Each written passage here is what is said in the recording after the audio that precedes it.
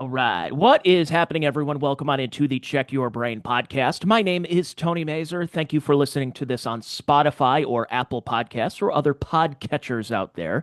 If you are watching this, well, I'm sharing the screen where you can find my podcast on Spotify. I put out free episodes every Wednesday if you're interested.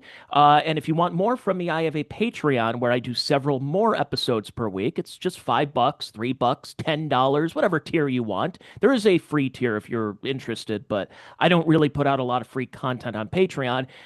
Maybe one podcast a week, which is usually the one you are listening to right now. The rest of it is behind a paywall, patreon.com/Tony Mazur. But if you're a freeloader, you can check out the free weekly podcasts. Joining me on the show is my guest, enough about my plugs, and it's Wallace Thompson. He is an author. The book that he's going to be promoting today, we're going to talk about, is called The Field Game Field Guide. And here's an opportunity where you can purchase it. It says The Field Game Field Guide, a guide to sportsmanship and life. So go check it out. It's fieldgameguide.com. And Wallace Thompson, here is my guest. Welcome on into the podcast, Wallace. Hey, thanks for having me, Tony. Happy to be here. So, I make no bones about it. I told you in the email I got a chance to hear you on the Tom Woods show recently, and you were talking about something that was kind of fascinating about what your book, what went into it, of being a kid and how kids' games really do shape life. And we could probably get into a conversation on how those kid games may have kind of gone by the wayside in the digital age. But talk about what went into the research with this book. And was this research that's just kind of in the back of your mind of things that you did growing up, but several years ago? Yeah, some of it was definitely my personal experience, but then since I started writing the book around 14, 15, which was also when I started working And by the way, with people should know, children. not 2014 or 2015. You're talking about 14 and 15 years old. You're already writing a book. Yes, sir, that was How me. old are you right now, just so everybody knows? I'm 19, but a babe. 19. So he's an author at 19. What are you doing with your life? He's an author. What am I doing with my? I'm just doing a stupid podcast. But anyways, we'll get into the. But again, talk about some of the kid games. How it shaped youth, not just your youth or mine, but youth in general. Yeah, I mean, I think children have to go from inherently selfish. Every child starts out inherently selfish. That's an important survival mechanism. Babies, it's all about them. Toddlers, it's all about them. Toddlers start to learn to carve out their identity in the world as they start to learn to say no. Anyway, there's this sort of very normal process that happens from being a baby to being a full-grown adult where you learn how to collaborate and interact with other people in the world. And central to all that development is the games you play with other kids. So they're, childish, yes, but also maybe the most important thing you're doing in those years beyond even any schooling you might have. Whether or not you can play a game with another child well is like the biggest determiner of how successful you'll be socially. So for people who are adults, and I'm 37, so I'm not, I still feel like a kid in many ways, and I still act like a kid if you talk to my wife. For older folks listening, what are those games? Let's go down memory lane and remember Oh some of yeah. those games that we played that helped create this structure in our minds. Oh yeah. Well, you got tag, you got freeze tag, you got capture the flag, you got kickball, you have hide and seek, manhunt, infection tag. Wait, I what's don't know if infection alien's in tag? there because I couldn't find the rules to alien. What's infection tag? I don't remember that one. Oh, I mean, infection tag, I feel like that just sort of slipped out of my head. That's just the idea of you're playing tag, but if you get tagged, you become a tagger. A lot of these games, some people games and other people think of them as variations to games. I think infection tag I have in the book as a variation on tag. But you got that, you got bloody murder, you have vampire, poison dart frog, mafia, red light, green light. It's kind of too many to name. I mean, I have named all the ones I know, but off the top of my head, it's tricky to name all of them. I always loved Tug of War back in the day. Oh yeah, classic game. So Love Tug of Tug of War. War, of course, as everyone knows, you have the rope and you have a little flag, and there's an area, there's a line that if it goes across, and sometimes somebody's going to fall, and usually it's the whole team falls. But it's what's interesting about that is as a kid, now we know as adults where you're like, oh, you want the biggest strapping guys and everything, but at the time you're like, well, no, you're creating teams. You're saying, well, no, if it's girls versus guys, what do you do? And I remember as a kid, we did one of those things where we let the girls win a couple of times. We were being very chivalrous looking back, but you knew that if it's a bunch of these athlete chads who are on one side and a bunch of prissy girls on this side, who's going to win? So you figure it out and you say, well, no, we need to mix this up a little bit. You need to have the big guy who's in the back with the rope that's kind of tied at the end. He puts it around his waist and you figure it out. And those games, as silly as it seems, they really do build something in how you look at as far as winning and losing, losing gracefully, winning gracefully, and even showing empathy as well. 100%. I mean, I think learning to lose is sort of the central theme. It's the first topic I focus on. It's one of the most profound things I remember from my childhood because I wasn't very fast, so I had to learn to lose and learn to like it because you don't win a whole lot being slow playing tag. But yeah, losing empathy, that's what kids are learning in those games. When I was a kid, and I remember when my brother's 3 years younger than me, and he played CYO basketball. And they played 9 games, I think maybe 9 games in a season. They went 0 and 9. But there were only a couple of teams, so every team made the playoffs. And Mm. yet they ended up winning the championship for a team that went winless the whole season, but because there was only very few teams, you didn't want to hurt people's feelings, you brought them in and everybody got an opportunity to be invited to the playoffs. And that was kind of, you started seeing this in my generation of millennials of the participation. I don't, they keep saying participation trophies. We never got the trophies. It was ribbons or it was a certificate. But either way, I mean, they really went to the circular file not long after because you're like, okay, wait, we participated. Thanks. Um, in your mind, from when you were growing up, is that as pervasive as it was during my generation, or are more people starting to kind of go like, I don't want any participation trophy. I want to win. Is there a competitive spirit, or is that still continuing to go on? I Yes and no. I think it depends on where you are and what you're doing. Definitely kids left to their own devices don't do the participation trophies thing. They want competition, they want to win, and as such, they want to be able to lose. Even if they don't like doing that, that's what they want from the game. But definitely, if adults are involved, their emotions get tied up in it. They're too selfish to allow themselves to experience their kids having negative emotions. They don't want to deal with it, so they don't let it happen. And this is a detriment to the children. Like my little brother, when he was much younger, he played a little bit of soccer, a little bit of little league soccer, and he hated it because they wouldn't he was young enough that they were really bending the rules a lot with what is allowed and what wasn't allowed, and they weren't keeping score, and he was so fed up with that. He was like, why am I even here if we're not going to keep score? We don't know who's winning or losing, and we're not going to play by the rules. So there is some of that, but there's also a natural inclination from kids to not pursue that, not want it. Then you get to the point of cheating. And in when you're playing a sport, for example, golf, it's considered uncouth to cheat in golf. You knock a couple of strokes off, you kick your ball into an area where you get a better sight line to get a good shot. But then by the 90s, you had the rise of video games, and you see it in the 2000s, 2010s, now 2020s, that gamer culture is massive. But because in gamer culture, you have games, especially ones where you have a more of a what they call a sandbox. Say, like I'll go back in my day of playing, in high school, I'd play Grand Theft Auto, I would play Tony Hawk, and there would be cheat codes. So you would get a cheat code, you would put a couple of buttons in, and you would get unlimited this or unlimited that, unlimited weaponry.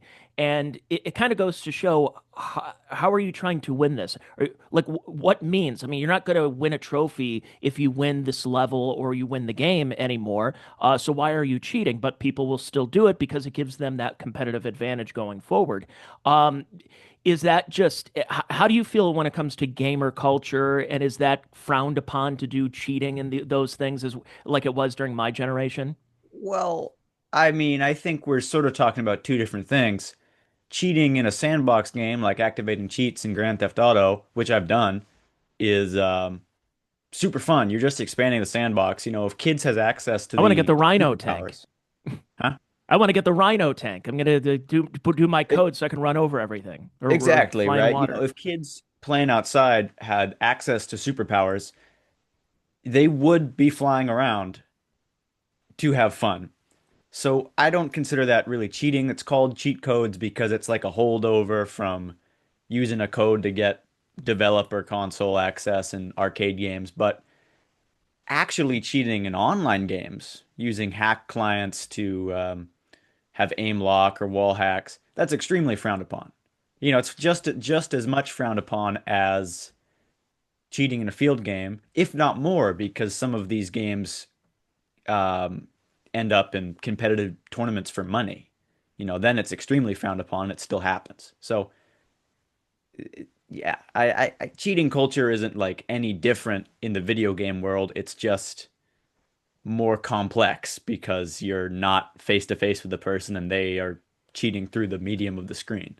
On that topic of video games, and you'd hear the whether it's an actual boomer or just a more of a boomer phrase of like, oh, these kids in their video games. But the I have no problem with it. I think video games are a good pressure release valve, but do you think when you're writing a book about being outside and playing, you have teams and groups and everything, has that gone a little bit by the wayside, or is this inundation of video games and screens and everything caused people to what they call touch grass? I think it sort of depends. When I was growing up, I had both. Played a lot of video games, played a lot of games outside. Um, I've, of course, experienced my own vices in relation to the thing, playing too much or spending too much time on the computer. Don't feel good after that. But my experience was that working with kids, some kids just want to go back home and get back on the game. And other kids are either more interested in playing outside or they really would love to do both. And so you'll see them playing imagination games based on the fantasy worlds that they're in real life with their peers. So it seems to me that some kids, for whatever reason, be it nature or nurture, have a very easy time separating those two things and enjoying them both. In an older population like me and my peers, there's definitely a critical mass that is reached where suddenly you're like, man, I just want to spend as much time away from this thing as possible. But for little kids, at least when I was working with them and when I was one, there was ways to do it right and there were ways to do it wrong. And if you did it right, the kids could enjoy both. That's oh boy. I have friends who are teachers, and when you take away their screens or say they cannot pull their phones out or their tablets, there's a bit of a dopamine reaction that like a withdrawal syndrome that goes on that these kids are just like, I need my screen. That's all I do when I get home. And then not only when I get home, my parents are on their screens, they're watching TV, they're on their tablets. And it's amazing because and I say this as somebody again I may be a millennial, but I at least remember a time before the iPhone. Now you Hmm. don't because I think you were born what a year probably before the iPhone was released, right?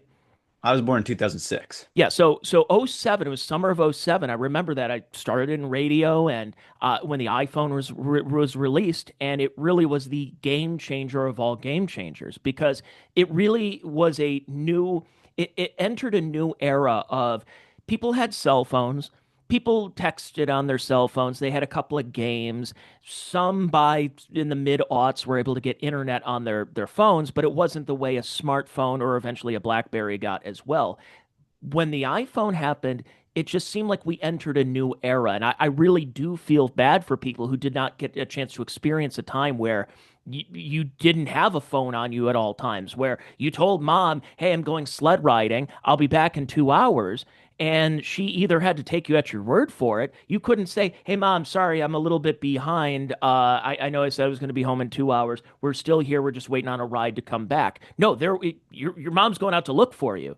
And there's good and bad things about it, but this is why I tell older generations that they need to talk to people of your age and even younger, the Gen Alpha, because the world they grew up in is drastically different than the one they are being raised in right now. Yeah. Yeah. I mean, I can only speak so much to how you do it right because I'm a young guy. I haven't raised children myself. My parents went to an enormous effort that clearly worked, not to pat myself on the back, to make me have a healthy relationship to these devices. But I can say that part of having a healthy relationship to these things was interacting with them early. Like the phone is addicting. We all know that. It's also one of the most useful tools you'll ever use. So you're going to use it. You're going to want to. You're going to need to. We're not really doing children a service if you don't let them develop a relationship to that technology on their own. With that said, I also don't think you should put your kid in front of a tablet before they know how to read. Like I got my first phone when I started working, actually, when I was 14. I didn't want one. I had a computer. I considered kids who spent too much time on their phones and on Instagram and Snapchat to be cringe. I thought that was lame. So I didn't want one. And I finally got one because my boss said, "Hey, we need to be able to contact you when you're out with the kids." So there's clearly a way to do it where kids can interact with phones and still be like, it's not for me. Yeah, I mean, it, I hope where there is a little bit of that balancing act where we do use these are utilitarian. Remember the telephone. You called on the telephone and you talk to somebody, whether it's casual or, "Hey, can so and so come out and play tonight?" "Okay, be back before the street lights come on." And that's where when I hear about baby boomers and even Gen Xers, even some in my generation, where just, kids are just lazy nowadays. They don't want to work for anything. They just want to sit around drinking smoothies and drinking $9 cups of coffee, and all they want to do is just sit around on their screens the whole time. And I'm going, you gotta talk to them. You got to listen to what their concerns are. It's not sure. Are some younger people just all about into smoking weed all day and having a good time and getting the dopamine and the serotonin rush? Sure, but there's a lot of others, especially in Generation Z, who, like yourself, have a good head on your shoulders and do want to go outside, do want to explore, do want to go hiking or playing games and being nostalgic for a childhood that didn't just revolve around sitting around watching TV. Yeah, and I do want to caution anybody who's talking about this, as well as myself, at risk of sounding, um, what's the word? At risk of sounding like I'm out of my depth. Every person's a little different. That we have this great technology. Every time in human history, there's been a huge leap in technology. The previous generation has been rightfully very concerned about it because every time it's happened, it's completely changed the game. So it's completely justified to be nervous about the phone. But you also have to recognize every person's going to be wired a little differently. Every kid's going to react to it a little differently and grow into a different sort of adult. And also, you cannot take them back. There's no putting the cat back in the bag. No. Your kids are going to have access to these things. There's probably a right and a wrong way to raise them alongside them so that they can have the best chance of having a healthy relationship. But there's not going to be a one size fits all that works for every kid. And You do them a great disservice if you say, I own your phone. I own this technology. You can do whatever you want except on the phone, where I have total control. I've put parental controls.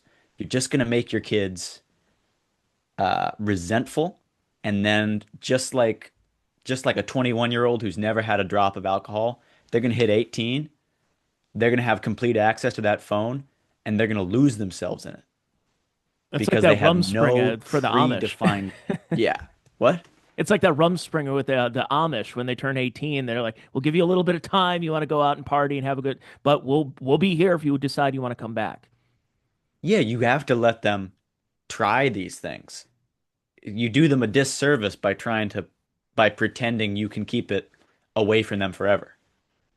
Yeah, it's things change throughout the generation. Some things remain the same. I remember when I was 18, I went to a community college, and it was funny about being in community college because many of the girls there at this particular community college, they were going to school for nursing, and I realized, oh, how are you paying for your tuition? Oh, that's right, you're on the pole at night, and it was these girls were strippers, and nowadays you're seeing a lot of the rise of OnlyFans and some of these girls, as soon as they turn 18, they're like, I'm going to sign up for OnlyFans and I'm going to make all my money here.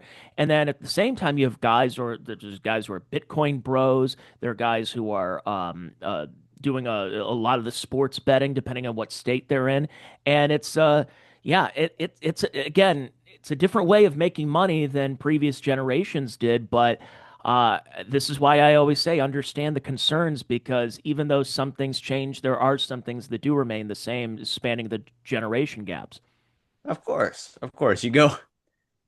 It's no different than moving out and going to Memphis and becoming a gambler. You're just gambling on your phone. You're Yeah. just being a stripper on your phone. It's like we're all motivated by the same things. At some people are going to be willing to sell their soul for a chance to make it, and it's not so different. No, you're better off selling a book, right?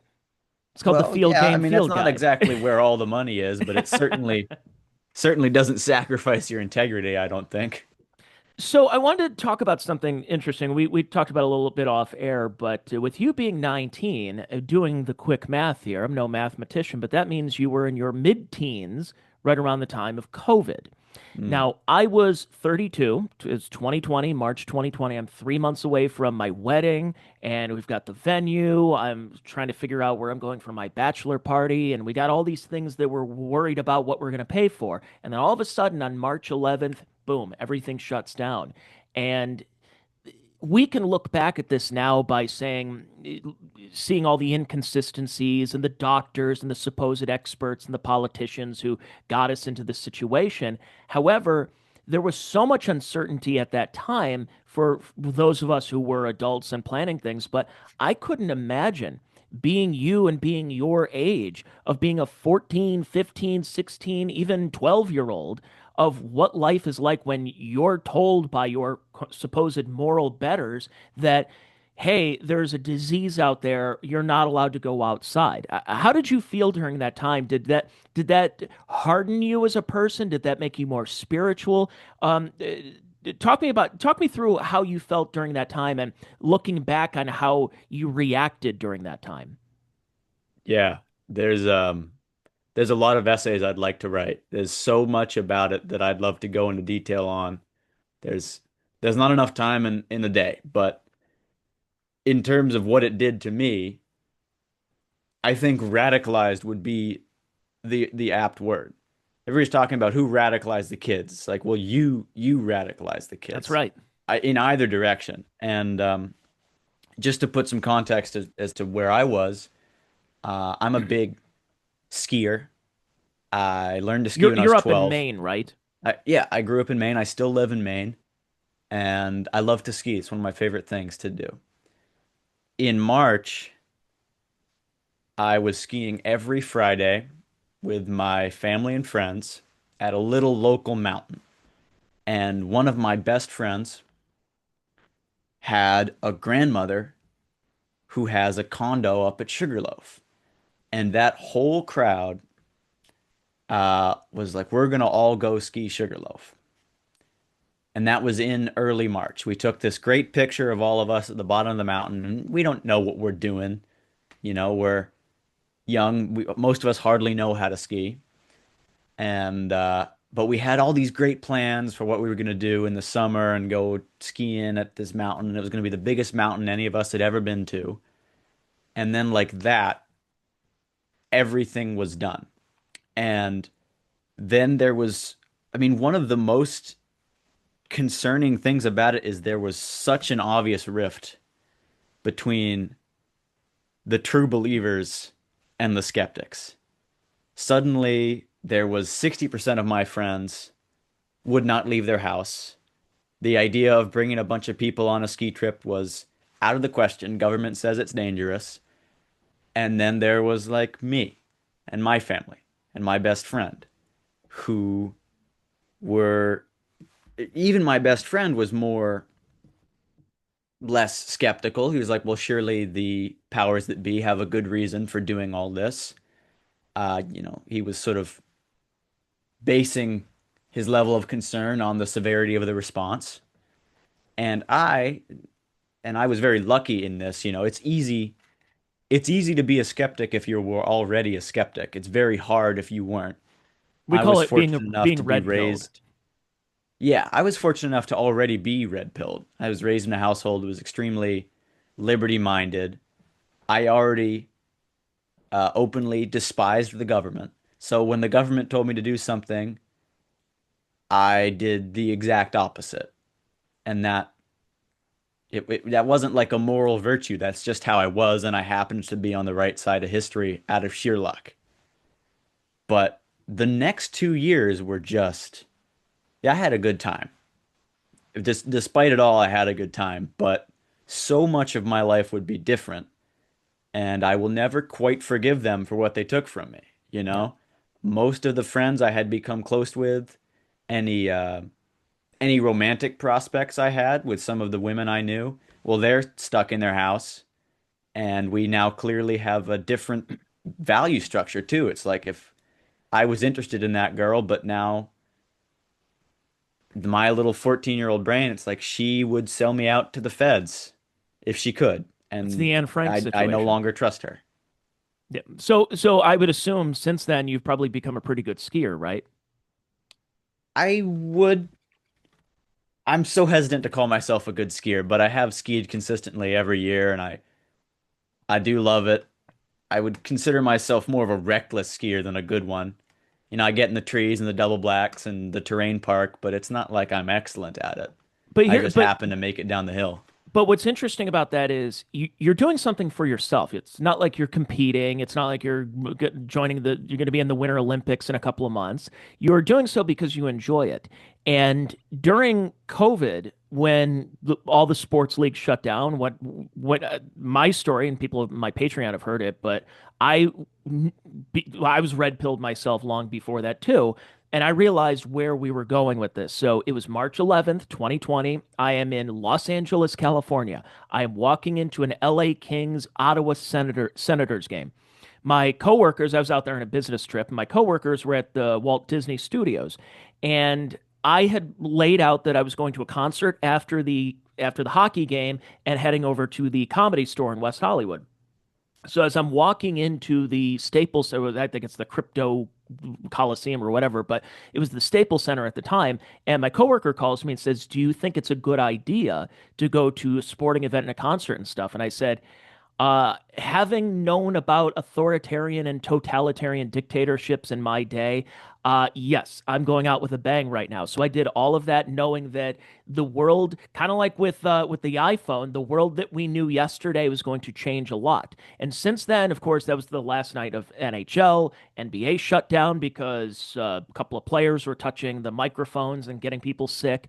And of course, MLB wasn't playing yet, but they were in spring training. They postponed their season. NFL draft had to be virtual. And then when they did bring everything back, it was the bubble NBA that you couldn't have fans in the stands. You had cardboard cutouts, and the announcers were doing it from a location. You're seeing players, the healthiest people on the planet, wearing COVID masks because they're afraid of getting sniffles. And I'm going, the world lost its mind. So we fought in my with my softball team. So I'm a big softball player to keep our season going. And they said, well, how are we going to do that with social distancing? And I said, first of all, social distancing is a crock of, I'm just going to say, a crock of shit. We all know that. It was completely unscientific. We've figured that out by now, but we knew it at the time that a little girl came up with 6 feet.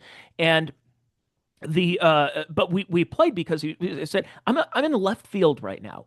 There's nobody within about 120 feet away from me. That's plenty of social distance. Is that enough social distance? Well, what about the umpire in home plate? Then they have the umpire be by the backstop. It doesn't really matter. And what happened, and the reason where I'm going with this is it made me enjoy playing a sport, doing something outside, getting exercise, getting some fresh air, getting some sunlight, the camaraderie of being around people who were skeptics and were also tired of being stuck in the house. And it made me not really care all that much about pro sports and college sports because they're going to let you down, and they did, and they were kneeling and they were doing all this other nonsense.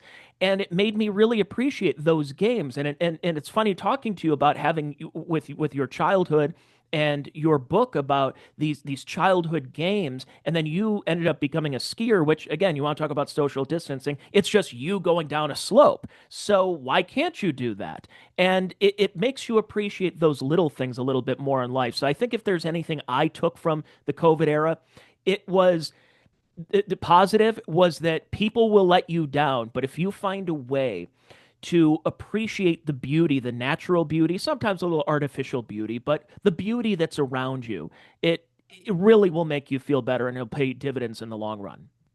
Of course, that was, I mean, of course, that would be the best thing that happened during COVID. They try and take the good things in life away from you. It makes them all the sweeter. It's amazing because during that time of because also there were other bad things because I'm sure you probably heard this that there were people around me that say, Tony, you really lost your mind. Like, Tony, are you doing okay? You and again, it turns out as we talk about this nearly 6 years later that yeah, I'm fine. What about you? I think you're the one who lost your mind. Of course. Yeah, it's and it was tough on the kids too, just to talk less about myself and to bring it back on to the children I was working with who were young, 14 was pretty young. 14, 15, 16, those are really people look back on those years with such fondness and it was, you know, unforgivable to disrupt them in that way, in my opinion. But but even worse was like 4 to 7. I saw so many kids who were lightly affected by it and then recovered. Because kids are impressionable, which is a good thing and a bad thing. It's bad when they're being impressed upon by bad people, but then they can be, I don't want to say re-educated because everybody who uses the word re-educated is trying to do something evil, but they can learn for themselves for the better pretty quickly. But there was at least 1 or 2 kids, and I write about it in the book, where they were too far gone. Like they came into my program having been 4 in 2020. They come in at 6 years old. They've interacted with almost no one except their parents. They can't lose. They hit like a toddler and they're twice as strong because they're 6. And those were some of the only kids we ever had to let go from the program. It's like you try and you try, but they felt in some ways fundamentally broken. And it's like that unseen tragedy is the unforgivable sin. What was done to the children is the unforgivable sin. Yet some people won't think about that. They're like, no, we were actually protecting the children. From what? No, you were protecting the interests.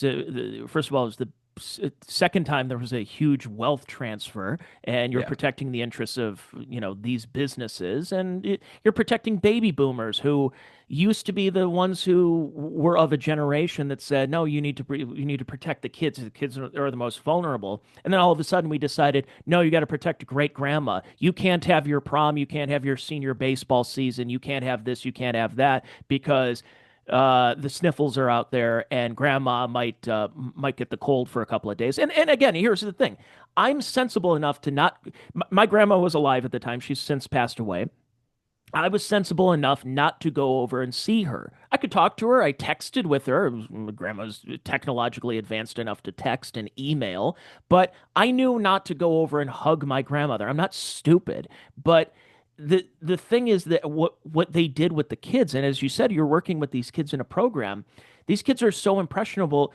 They were losing cognitive ability of seeing faces and seeing facial expressions and everything because for 2 years they saw their teacher or the somebody at the daycare or other authority figures behind a COVID mask, and it just made no sense. Yeah. And then even beyond that, you've taught kids that germs will get you. And you didn't teach them that germ theory is there or that your immune system's this. You taught them like, if someone's not wearing something on their face, they're going to get something on you and you're going to get sick. You saw kids who were afraid to wrestle.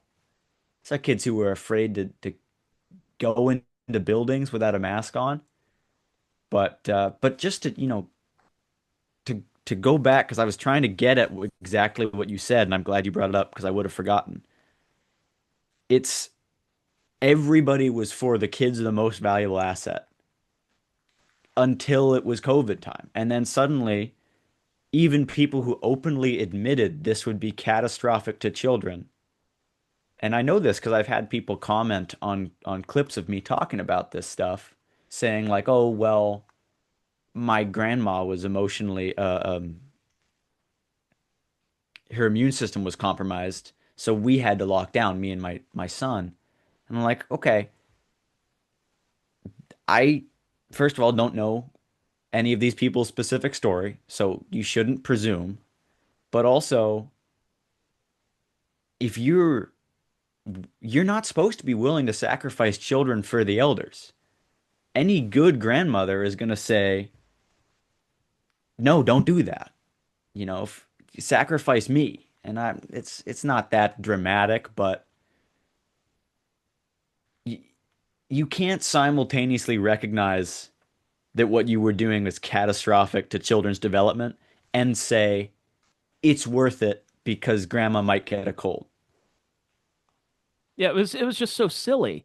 It's I'm going to try and pull it up here really quick because it was kind of funny how you know the heat map meme, right?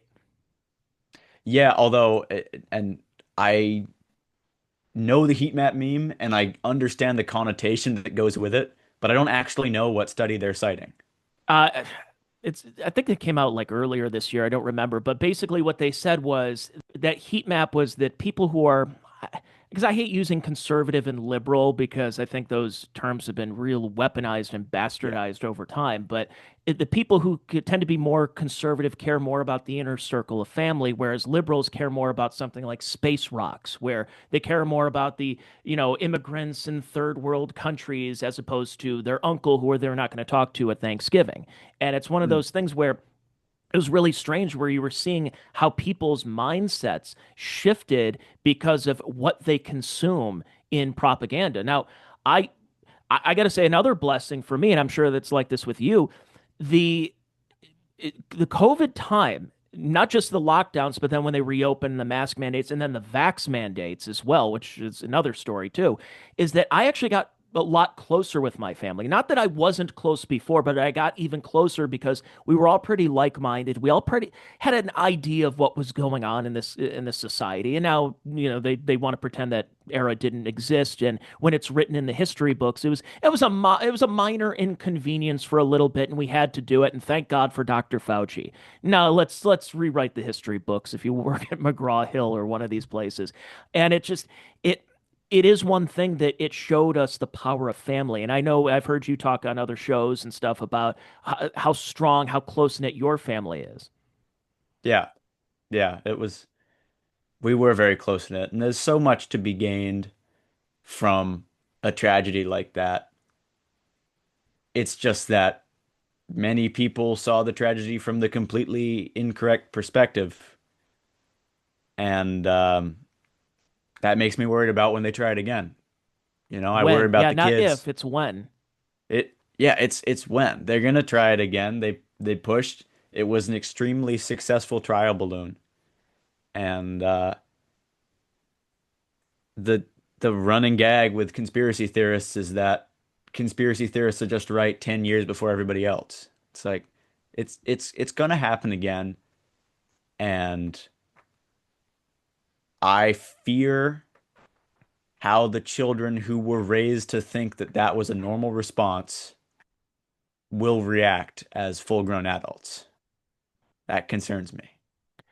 When I'm of, as I said, of the millennial generation. We were probably the first generation who were told that you got to go to college. You got to go. Gen X was like that too, but the demographics, the country was a lot different in the 80s and the 90s. By the 2000s, it was you got to go to college or else you're going to work in fast food. And then you go to college, and then the boomers said, well, you got to pull yourself up by your bootstraps and work in fast food because what? Or you think you're too good to work at McDonald's? And it was a real strange rug pulling, but they did a learn it felt like a learned helplessness with a lot of my friends who went to college, got their 4-year degree, and none of them major in what they or none of them were working in what they majored in college. It was really concerning because so you're like, okay, it's okay, we're just going to take out $100,000 worth of debt and work a job that isn't anywhere close to anything then what was the point? Just to be a debt slave your entire life. And that kind of stuff, for whatever reason, because of learned helplessness, didn't radicalize enough millennials. But you kind of mentioned how something like COVID did radicalize you. And there's a lot of, I just heard recently Tucker Carlson talk to Nikki Haley's son, who, while Nikki Haley is a neocon warmonger, her son seems to be pretty based. He's 24 years old, and he's like, "Yeah, I don't like any of the wars. I converted to Catholicism. I'm not Sikh or anything like that." So they mentioned something about the Generation Z, the Zoomers. It seems like half of them are based Chads and trad and everything, and others are like all trans now. Is that accurate? Is that a little overblown? I mean, it's not overblown. It's not overblown, really. I have seen that in my generation. There was birds of a feather flock together, and you got some real after the big COVID split, you got some real weird birds flocking together, getting together all masked up, Still wearing and masks. I'm proud to say yours truly was invited to some of those groups and then was subsequently uninvited a couple of times. Uh, Even banished, we'll say.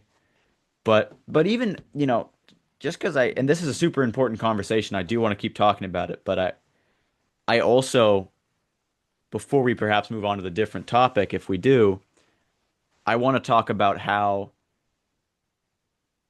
games relate to this all. And Yes, go for it. this is Absolutely. not a stretch. It's just it requires a little thinking. But when kids are playing a game and they're playing it well, they easily recognize cheating. They easily recognize things that are uncouth to do. In fact, kids, generally speaking, left to their own devices, are really good about recognizing immoral behavior. Very quick to point out stealing, very quick to point out bossing around. So, if you want to raise kids who are of an independent spirit, if you want to raise liberty-minded kids, you want to let them play and let them do their own thing. You got to let them get a taste for freedom because If you don't, if you say freedom's the most important thing, but then you set all these arbitrary rules for them and you come in and moderate their games against their will, they're going to learn more from your actions than your words. They're going to say, all right, mom says freedom's really important, but she does all this stuff that seems arbitrary. So clearly there must be an axiom that supersedes freedom where authoritarianism is justified. So if you want a kid that's going to be able to recognize what they consider stealing and think for themselves and recognize when someone's being an authoritarian, you want a kid that's been allowed and encouraged to play as many games as possible because they're going to grow up and the tax man's going to knock on their door and they're going to say, "What did you do for me that makes you deserving of my money?"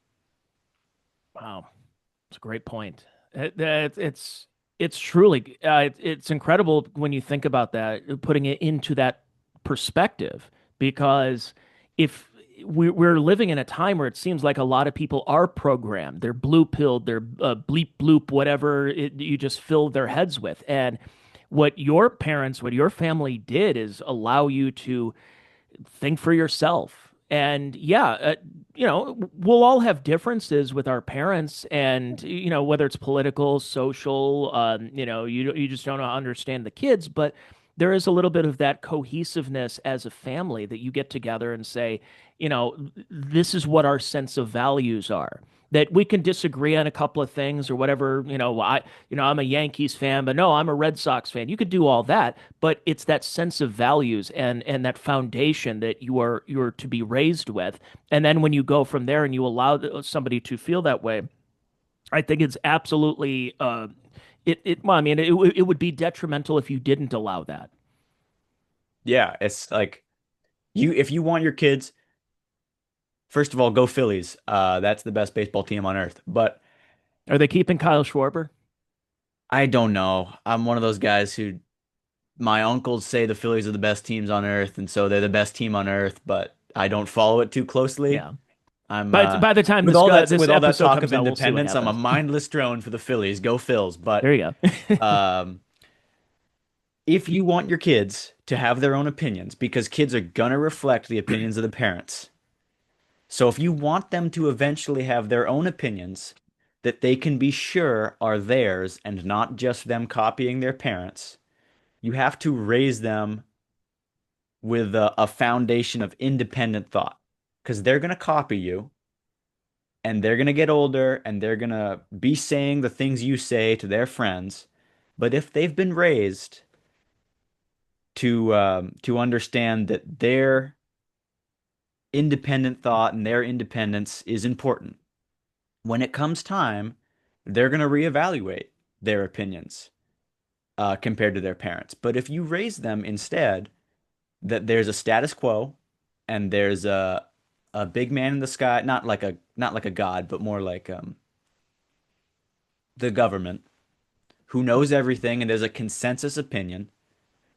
When they reach the point in their life where they're capable of forming their own opinions that are different from their parents, they're not going to have a framework in which to do that. They're going to have been raised. I don't know. You don't want to generalize. You don't want to say you sort of start to sound like uh, a boomer, for lack of a better word, talking about the kids are going to do this and their parents are going to do that. But kids always mimic what their parents do. So if you want them to become their own people, you have to be your own person and teach them that that's okay. And if Yeah. you don't do that, when it comes time for them to take hold of their independence, they're just going to become another sheep in the herd.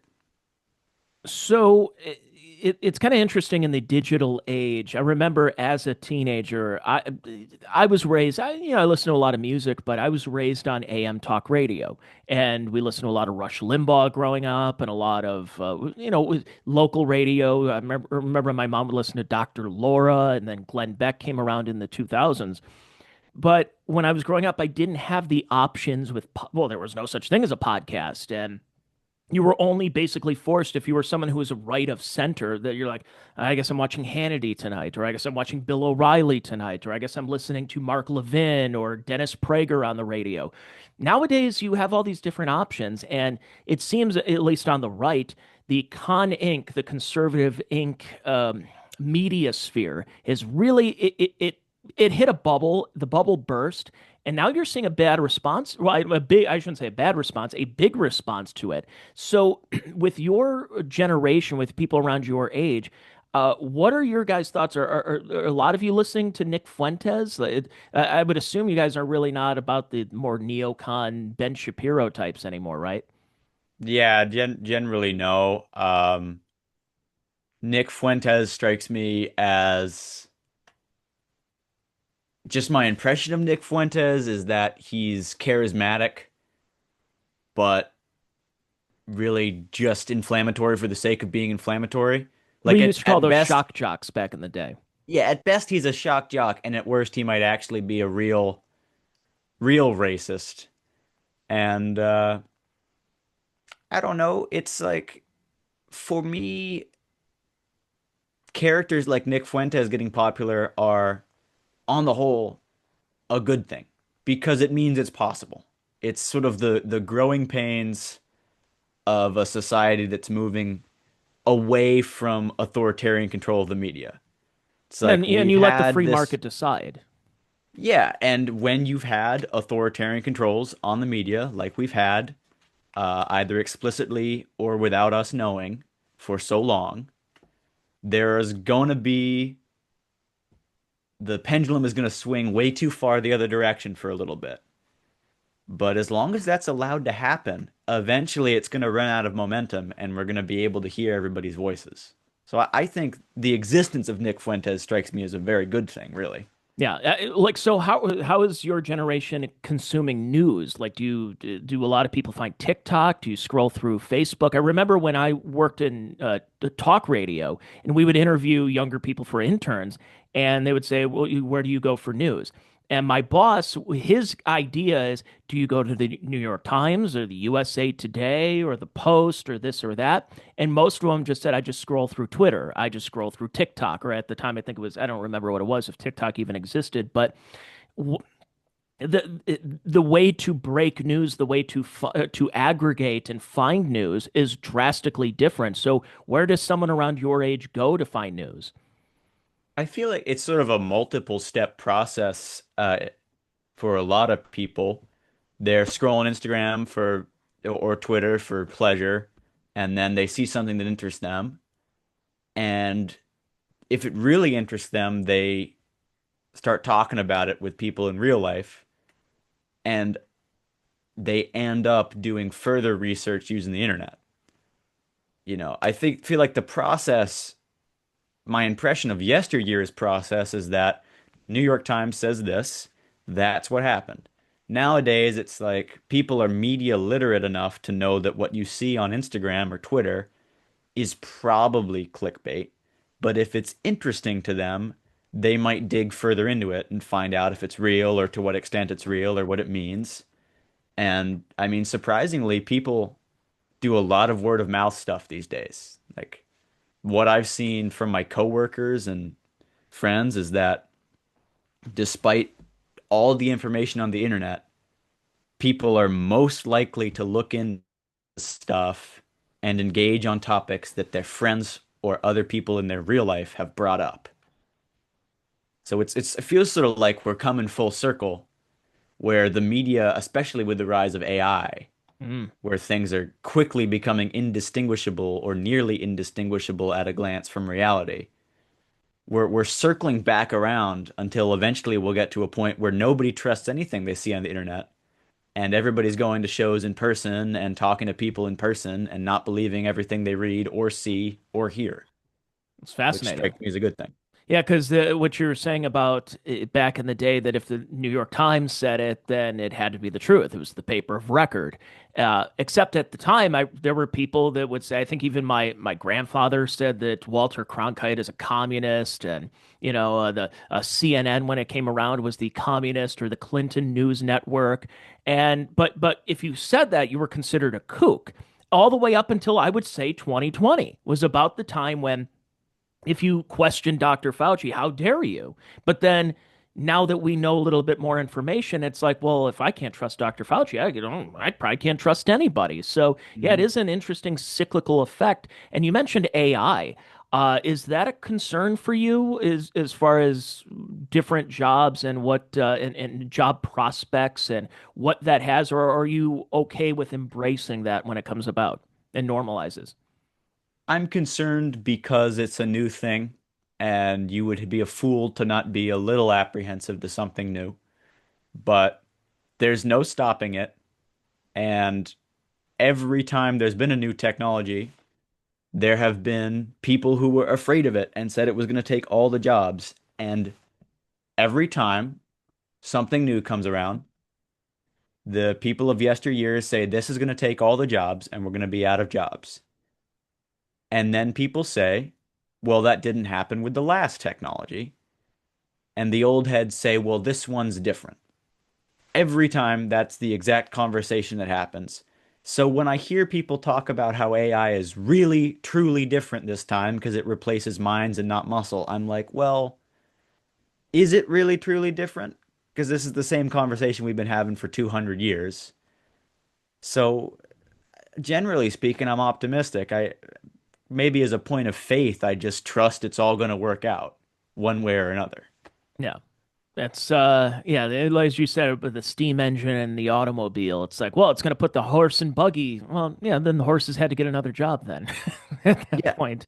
Um, so another thing I wanted to ask you about with of your generation is how, because I mentioned about the split of it seemed like some are like these weirdo trans furries over here, and then you get more of the more trad guys and stuff. But that also kind of plays into dating as well.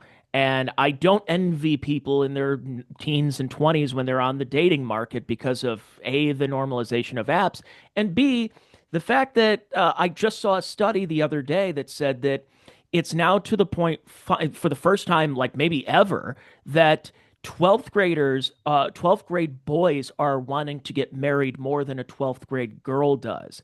And that it seems that split of girl boss everything where and women don't want to get married, they don't want to be strapped down, they don't want to do this, that, and that. And while it's kind of tough, even if you are kind of a Christian guy in your teens and 20s, you want to find the right girl. But if the right girl isn't going to church because she's trying to become the CEO of a company, it's got to be tough out there.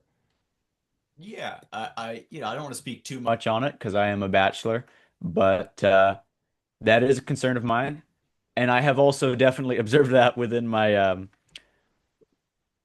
female peers. Like, if you ask me, do you ever want to have a family or get married? If they ask me that occasionally, I'll be like, oh yeah, for sure, 100%, two, three kids. Um, that I think is what will make me truly happy.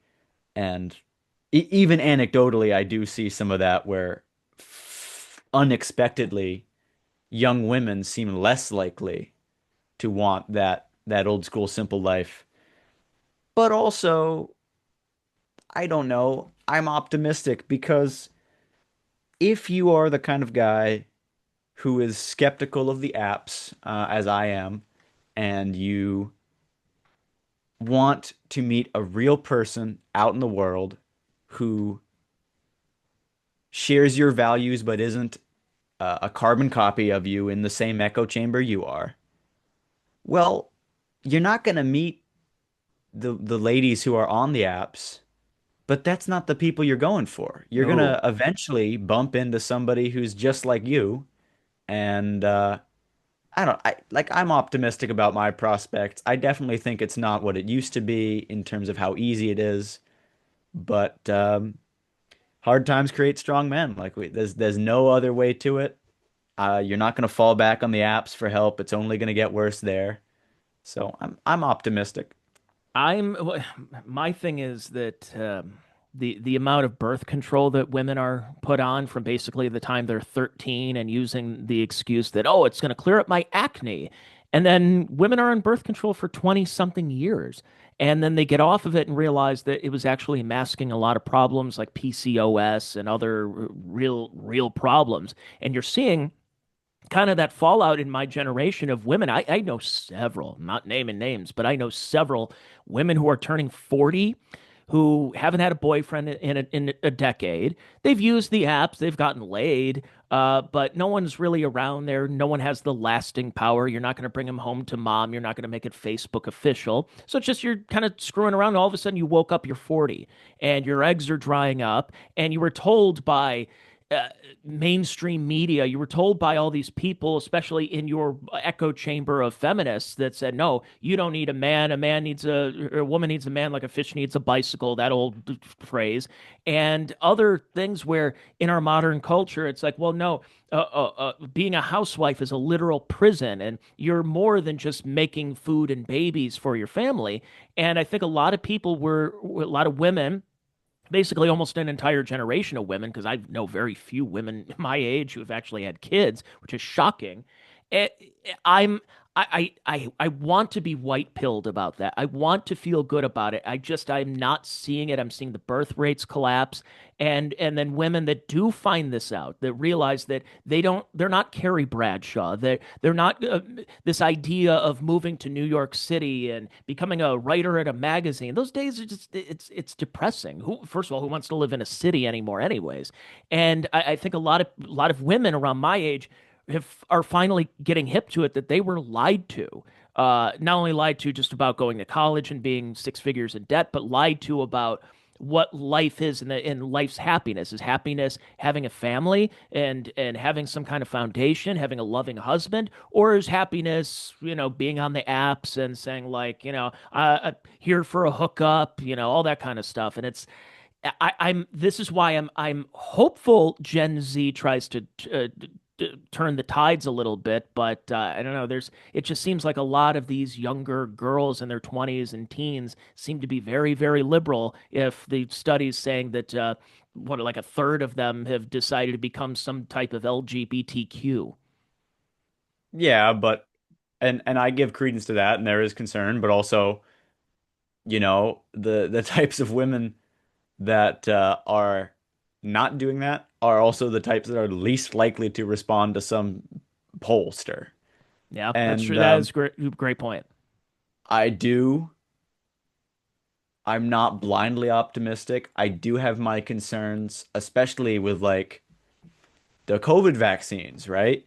You find we don't know the long-term effects of a lot of these medical treatments on fertility or on the baby. So it's like you do start to fear for your future children. Like, what if I meet the right woman and then learn that she's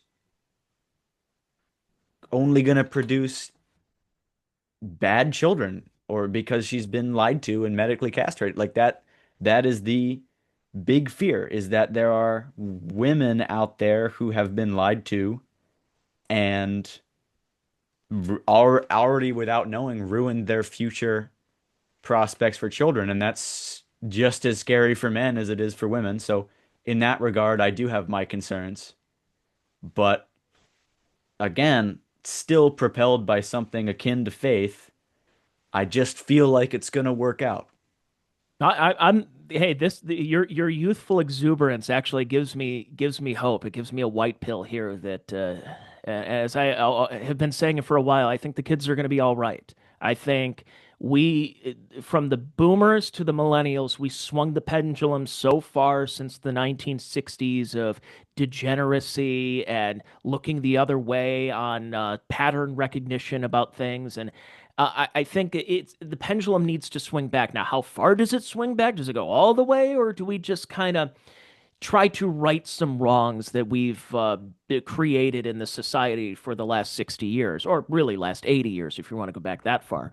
But no, I'm very happy to hear how hopeful you are about this, and especially somebody who is quote unquote on the ground and is touching grass, and is touching grass when he's out there, with the youth out there and playing these games.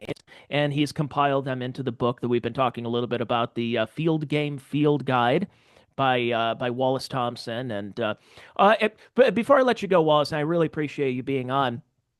Any other anecdotes? Anything else that you would like the listeners? Because I want I here's what I do when I have somebody on with a book. I don't want to go through the entire book because I want them people to read it because then they're going to open it and say, "Oh, he's already talked about this." So I want to give people a little bit of a tease in order to read the book. So what would you say are some good anecdotes? Something for people that who do purchase the book that they should look out for.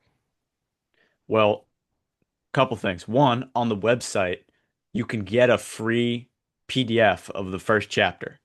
Ooh. So that's an excellent chapter. And if people go to the website, you send to your email and I send it to your email.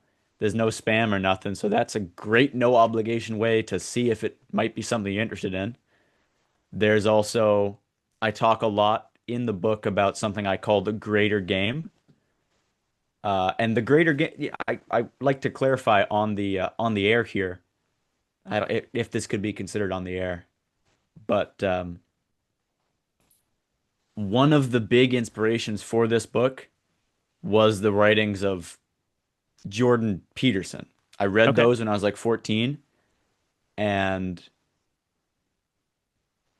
the chapter and sort of through line of the book about how these things were developing, these skills were developing in childhood will be useful in the greater game or series of games that is our long-term life was, Jordan Peterson put to words something that I already knew intuitively, and it was a great resource.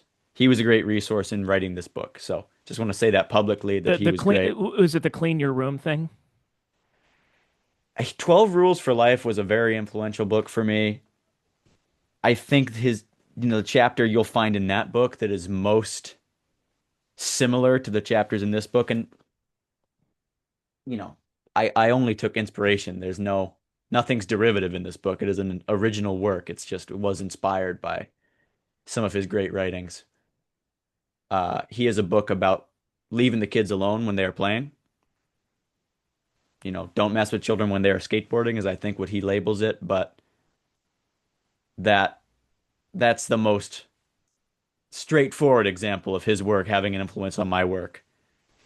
But this book, I'm telling you, by the way, for folks out there, Jordan Peterson inspired a lot of people, millennials, Zoomers, of just basic. It's just, again the basic things of clean your room. It's like, what does that mean? It's like, well, until you're criticizing other people for how their rooms are when your room is not in order, and you say, boy, it's so elementary. It's kind of like with your book. It's like it's so elementary, but why didn't I figure this out? And it makes you really reflect on that. And yeah, I definitely see the Jordan Peterson influence now that you say that. yeah, yeah. So, but just to actually say what you wanted me to touch on, which is what's some good teases from this book, I would say this book is super useful for someone who works with kids because it's full of detailed instructions on playing games. But even if you don't work with kids or don't even have kids, this book is like an extremely intelligent child is telling you the things you ought to already know. What I tried to do is put into words that intuitive knowledge that we can easily forget as we, wade into the murky waters of adulthood. But you're going to read this book and think, man, all this stuff is so simple. But if I just take freeze tag a little more seriously, I might be able to get that big promotion, or my relationship might improve, or people might think of me as a more honorable man. Like, nothing in this book is,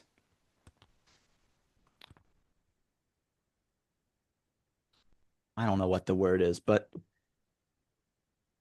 I'm actually going to leave it there. I There you think go. I've run out of words. Well, no, but I encourage people to go purchase this book. And do you have anything else? Are you interested in? I would assume if you're already writing a book at 19, you're probably thinking of other things. What's next on the horizon for Wallace Thompson? Well, I have a passion for entertainment. I actually would like to break into the comedy scene, but I have a long way to go in that regard. Um, I have plans to move personally to Tennessee, closer to Nashville. Okay. I know we talked about how nobody wants to live in a city. I don't either. That's why I'm going to Nashville because that's like the big hard adventure is to go live in a city as a country kid, and then I'll eventually leave the city. But not But even like a main city or even going to Boston. You want to go, you're heading down to more of a, I guess, like-minded area, a little warmer.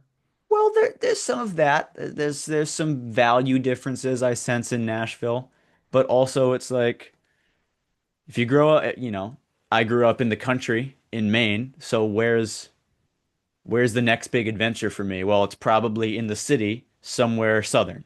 So that's where I'm going to go. That's But it's a I good choice. also aspire to write more books. I don't know about what yet, except I have a very exciting project in the works with my mother Ooh. that's gonna, and I can't say much about it yet because it's got a long way to go and I don't want to get any hype train rolling, but it's an excellent manuscript for parents about kids and technology. Okay. And I'm co-writing this with my mom because she raised me and I was the subject of this little You're the experiment product. Yes. in tech availability. So it's looking like it's going to be excellent. I don't know when it's going to become available, but when it does, it should be a phenomenal resource for parents who have questions that every parent ought to have. Well, that'd be great. Yeah. Well, you got my email, so whenever that's out there, I'd love to have you and your mom back on, and I'd love to talk to you. But hey, I really do appreciate this you for coming on, and again, this makes for a great Christmas gift or any other gift. You just it doesn't have to be Christmas or anything.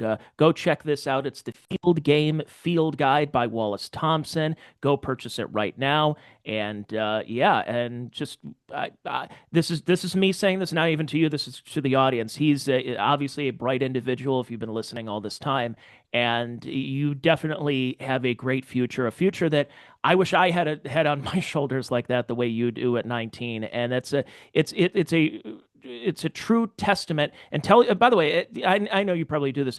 Tell your parents, just thank them for raising you, for being where you're at, because there's a lot of people, a lot of lost souls out there, a lot of broken families, and the fact that you were out there being raised with that kind of foundation to the point where you already have an idea of things that you really want to do by 19. It truly truly inspiring for older generations who want to look down upon younger people and say, "Oh, these kids are too lazy." It's like I don't think that's the case. This is why you got to hear these conversations and you have to talk to people. So I really do appreciate you being on this there, Wallace, and good luck with the book and have yourself a very Merry Christmas and happy whatever holidays are coming up.